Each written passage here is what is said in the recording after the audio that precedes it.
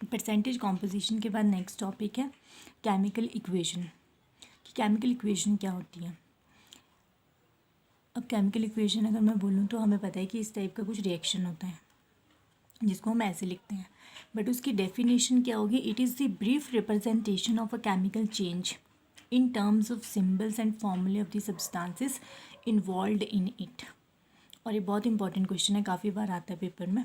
इसका मतलब है कि जो भी केमिकल चेंज हो रहा है, केमिकल रिएक्शन जो हो रहा है, जैसे जिंक HCl के बीच में हो रहा है, जिंक क्लोराइड बन रहा है, हाइड्रोजन गैस बन रही है, तो इस टाइप का जो केमिकल चेंज हो रहा है उसको जब हम सिंबॉलिक फॉर्म में और फॉर्मूले की फॉर्म में लिखते हैं तो उस इक्वेशन को बोलते हैं केमिकल इक्वेशन।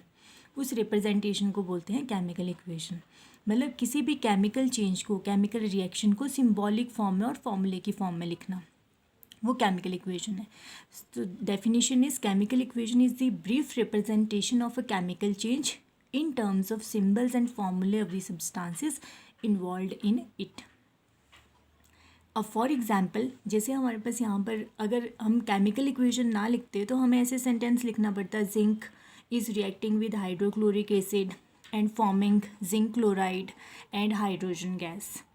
अब जब हमने केमिकल इक्वेशन की फॉर्म में लिख दिया है तो सिंप्लीफाइड फॉर्म हो गई है ये। इसमें हम सीधे लिख रहे हैं zinc Zn plus HCl 2HCl arrow ZnCl2 zinc chloride plus H2 hydrogen. इसका मतलब है जो जिंक है, जिंक हाइड्रोक्लोरिक एसिड के साथ रिएक्ट कर रहा है और रिएक्ट करने के बाद ये बना रहा है जिंक क्लोराइड एंड हाइड्रोजन। अब जो भी रिएक्ट करते हैं सब्सटेंसेस, जो एरो के लेफ्ट साइड होते हैं, जो रिएक्ट कर रहे हैं, इनको हम बोलते हैं रिएक्टेंट्स। जो रिएक्ट कर रहे हैं वो रिएक्टेंट्स। और जो भी सब्सटेंसेस बनते हैं रिएक्ट करने के बाद, इनको बोलते हैं प्रोडक्ट्स। जो प्रोड्यूस होते हैं उनको बोलते हैं प्रोडक्ट्स। और एरो का मतलब होता है टू प्रोड्यूस, मतलब बनाना।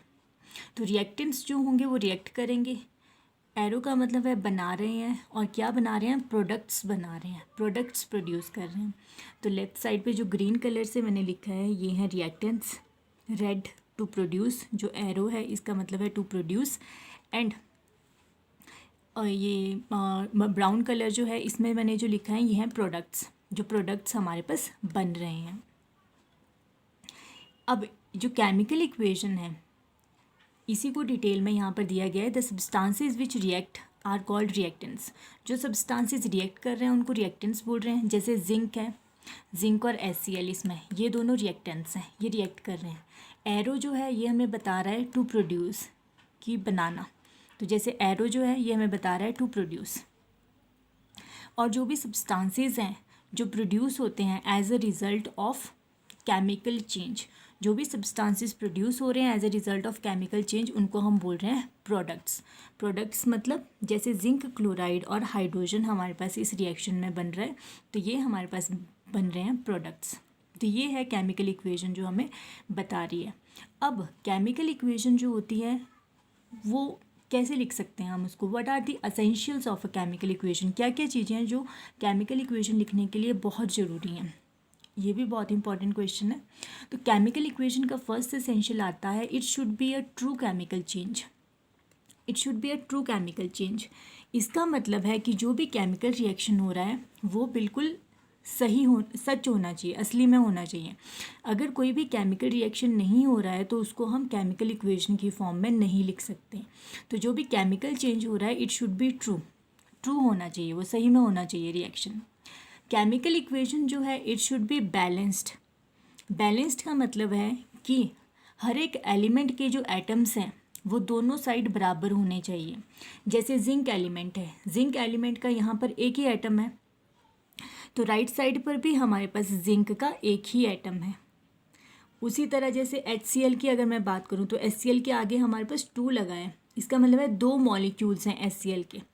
2 मॉलिक्यूल्स HCl का मतलब है कि हाइड्रोजन के 2 एटम्स हैं। ये HCl प्लस HCl, इसका मतलब है 2 हाइड्रोजन और 2 ही हमारे पास क्लोरीन है। तो 2 एटम्स हाइड्रोजन के, 2 एटम्स क्लोरीन के।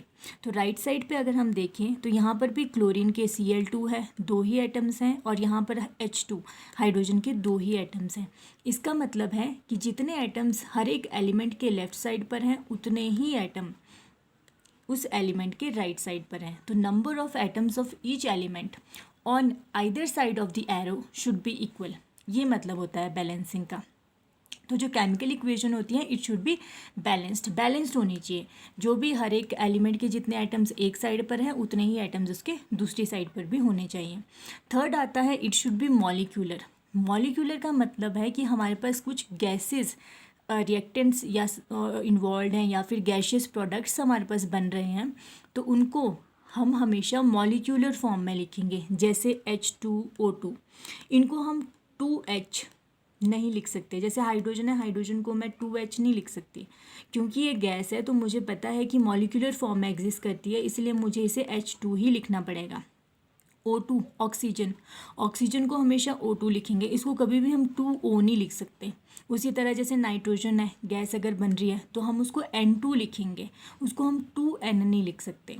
तो कोई भी गैस अगर बन रही है हमारे पास तो उसको हमेशा ही मॉलिक्यूलर फॉर्म में लिखना है।